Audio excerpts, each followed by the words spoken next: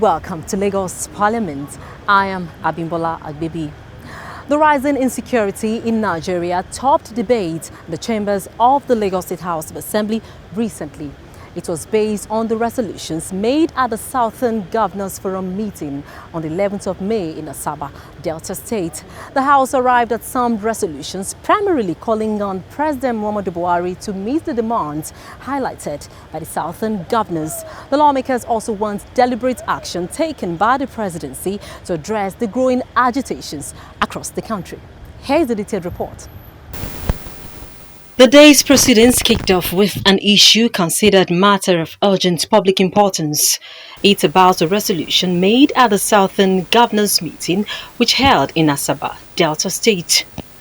Top on the list is the issue of rising insecurity in the country. Part of what they resolved at was 1, to stop the movement of criminal herdsmen. 2, to ban open grazing in southern states. To review the federal appointment into federal agencies, including security agencies, in order to reflect federal character. To the voices of the governors.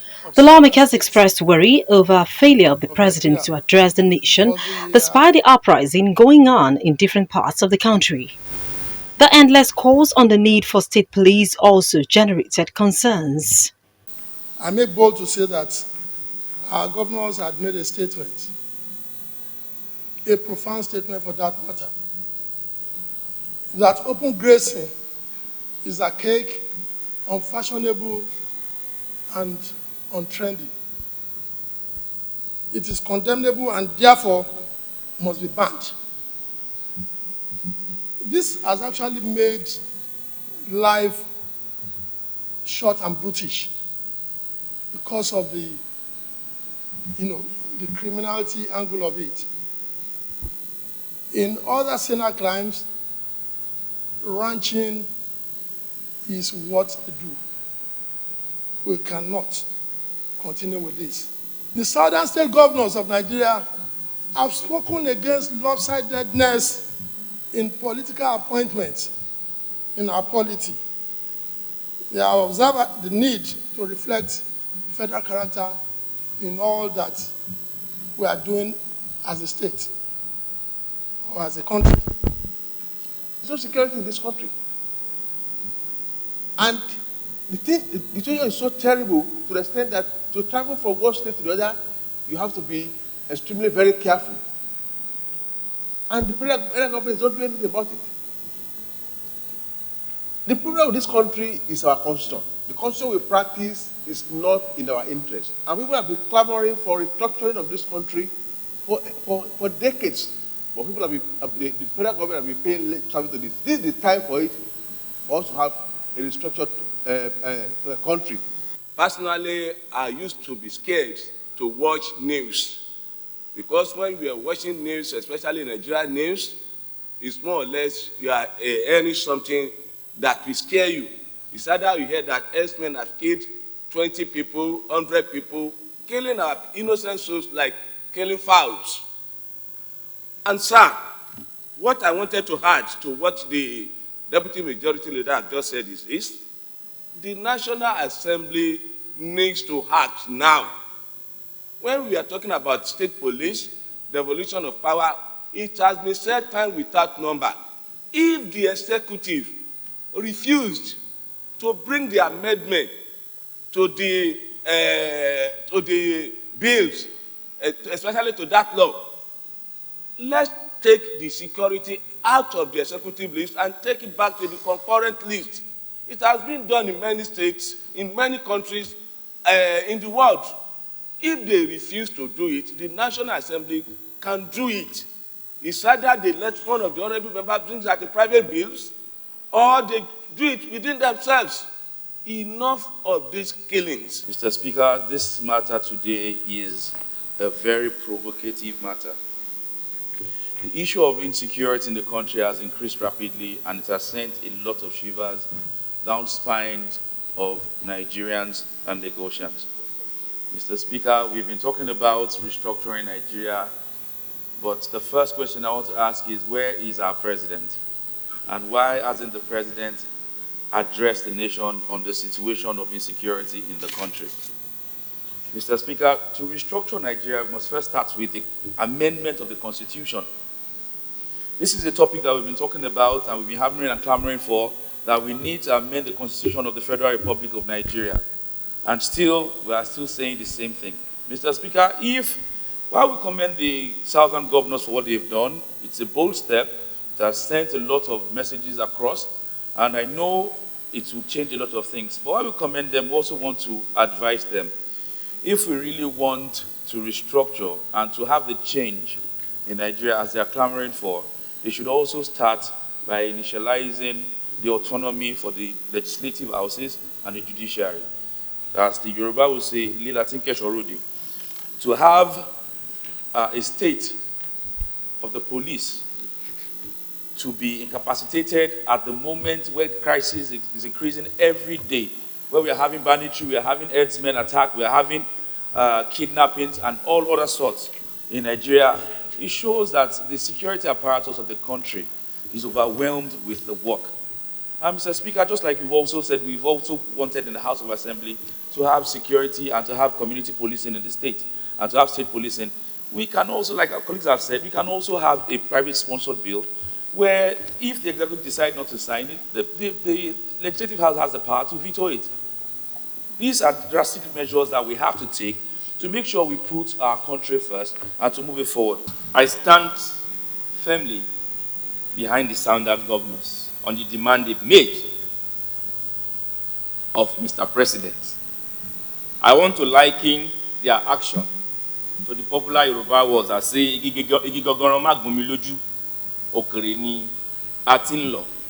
we have seen what is happening everywhere in the country, especially in the northeast and the northwest, even the north central, who happens to be our neighbor in the south. We cannot expect for such things to happen in the southern part of Nigeria. Secondly is the issue of accountability. We need to be accountable. The federal government needs to be accountable for all the resources that we have with them. What has happened to the Ruga program, which is more or less modeled as a form of branching? We hear billions of naira committed to that. Even the states where they are ready to have it, what have they done with such money in the north? Also, again, there is globalization. Our international partners cannot look at Nigeria like this. If anything happens in this country, Africa entirely will be overrun. Nigeria has a population of over 200 million. US cannot keep quiet. Nigeria matters. Britain cannot keep quiet. Nigeria matters. France should come and account for what people are saying, probably through their NGOs. What are they doing in the Northeast? All these things matters. We have to come to a round table to help this country. We cannot look at Nigeria the way it is going by our international partners. Mr. Speaker, this is very important. I thank you for allowing us the time to discuss this issue of security. Security matters and we should take it as a serious business. Throwing their weight behind a resolution made by the Southern governors, they want President Buhari to not only address the nation, but also accede to their demands. For the Speaker of the House, deliberate actions must be taken by the presidency to address the growing agitations in the country. So I think it's high time the issue of state police must be taken seriously, and the president must be bold enough to come out and address the state, the country on this issue so that we can continue to live as one indivisible country. And I think we should also direct this to National Assembly, as they said, but fine, we have seen at every assembly since 1999, there has always been constitutional conference, this constitutional this. So it's like it's not making sense anymore. You know, people are getting tired of it. What about the one we have done in the past? What is the outcome? Now we are asking for another one. So what are we going to achieve? I do not say, like said by some, we don't have to wait for the constitutional conference before we do amendments today. Somebody talked about transportation. We cannot even link Ogun State and Lagos State cannot carry out rail projects that links both states together. It's ridiculous. And today I was reading from the social media this message that almost 70% of facts is being generated from the South. And in sharing formula, the South is receiving lesser. So these are things that can cause agitation. And if we really want to sustain the country the way it is, we must remove all obstacles for coexistence in this country. We must try as much as possible to do what is necessary. The lawmakers were clear in their demands, and that is the need for President Muhammadu Buhari to accede to the request outlined in the resolutions made at the Southern Governors meeting. The Lagos State House of Assembly has again waded into the recent mass retrenchment of more than 100 members of the State Neighborhood Safety Corps. A resolution was reached shortly after the House Committee on Information, Security and Strategy presented a report of its findings before the lawmakers. To take this report, sir, may I move that this House resolve to Committee of the Whole? I so move, sir. After careful deliberation on the subject, the committee observed as follows: that 155 officers were appointed on contract basis as neighborhood watchers. The officers in question were given contract appointments. 3. The contract appointments will expire on 2nd April 2021 without benefit. 4. The contract appointment is non-negotiable, non-pensionable, which is one of their grievances. 5. 155 officers are affected, and 123 of them are above 55 years of age. 6. 42 officers fall below age 50 years, which qualifies them for pensionable appointments. And 7. 11 officers are above the age of 65 years. And C. Recommendations. The committee recommends as follows: that 1. Some of the 123 affected officers below 65 years should continue to be in post for another 2 years only on a third and final contract term, during which they must train and transfer knowledge to younger officers. 2. The remaining 11 officers who are above 65 years should be included in the last and final contract appointment. 3. Pensionable appointment be offered to 42 officers aged 50 years and below. 4. Government should further offer pensionable appointment to interested youths in the state to serve as officers in the agency. I think the prayers of the petitioners were adequately dealt with. I believe strongly that age is a number. A 65-year-old man with cognate experience and agility can still secure us at the local government level. They have the knowledge, they have the experience, and they know the locality very well. So we need them to continue to serve Lagos State in terms of security, especially at this very material time, that security is what everybody talks about in the nation. They've enjoyed 2 terms consecutively. To now say they should leave, it sounds strange to them. And that is what made them to really run to the house. Anyway, it's the house for all. And with this recommendation submission from the head of service, he has really give answer to all their agitation by even absorbed those below 50 years, 42 to 50 years, to give them permanent appointment. That's highly commendable. And those of 65, that they should renew their contract for another term of 2 years. I think the appointment has clearly stated, and I believe after this expiration of their third term, there won't be any need for agitation. Honorable Tijani. I hereby second the recommendation. All in favor say aye. All in favor say aye. Those against nay. The ayes have it. Now, let's bring the chairman of the House Committee on Information, Security and Strategy as bears its mind in this interview on the mass sack of members of the security outfit. I won't say it's for the mass retrenchment. What happened is that, some people have reached retirement age. In the civil service, you have a retirement age, and they were considered for contract appointments. It was given to them. Now the contract appointment has elapsed. It was renewed for them. It has elapsed now again. So, and they are now complaining that they are leaving the service without any benefit because they were contract staffs. That was why they complained to the House, they wrote a petition, and the Right Honourable Speaker, in his wisdom, and the House, assigned the petition to the Committee on Information Strategy and Security, which I share, and that was what we did. The issue was amicably resolved to the extent that we called all the relevant parties at the executive arm of government, the agency itself, and every other person that was involved. The petitioners were there. The committee listened to them, to their complaint, and we feel for them in the sense that this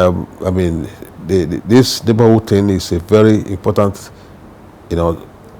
matter in Lagos State. We're talking of security, and these are the people that pioneered it.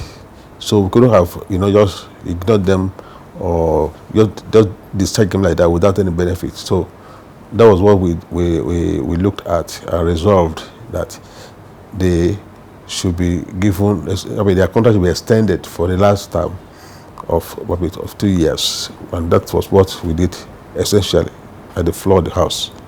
What is the essence of government? The basic responsibility of government is to provide for the welfare and security of the people. Outside that, others are just secondary. So we are having challenges and when it comes to security in the state.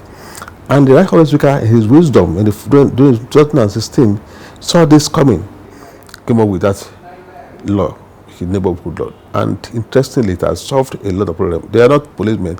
They give information to the police, to that thing. But it has, to a great extent, solved the problem of security in Lagos. And it may interest you to know that other states are coming to come and copy this law. So it's a novel idea, initiated by our very dynamic speaker, and we are happy for it. We are seeing the multiplier effect in the society. Things are better in Lagos than Lagos is the most secure part of Nigeria, I must say, and that is one of those things. That's why we cannot play with neighborhood watch, because that institution has affected us positively in the state in terms of security. We are even playing with the government to try to employ more of them, so that we can, handle these areas while clamoring for, the change of constitution, so that the governors can actually take hold of the security of their states instead of relying on Abuja for every serious issue. But thank God we have relative peace in Lagos. We have been enjoying due to the foresight of leadership of this House and the government of Lagos State. Moving on from security matters to local government issue. The Lagos State House of Assembly on Tuesday, the 18th of May, lifted the suspension on the chairman of Surulere local government area, Tajuddin Ajide. Recall that Ajide and two other local government chairmen from Lekki and Alimosho were suspended on the 4th of May over alleged disregard for guidelines governing their activities. The Speaker of the House, Mudashiru Obasa, while speaking on the matter, said though Ajide's suspension has been lifted, status quo remains with the two other chairmen as they were yet to comply with the directives of the House. Has allowed the vice chairman to take charge. The council is not about the council chairman, and I think that is the major problem that we are having in our local government. It's about discretionary ruling and kind of one-man show at the local government, and this we must condemn. So we'll leave that as it is. So on this note,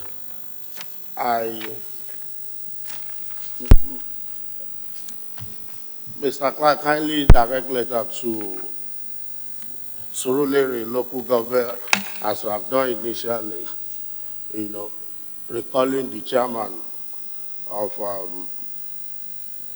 Surulere local government, if I'm right, Honorable Tajuddin Achide, for him to resume back to his office.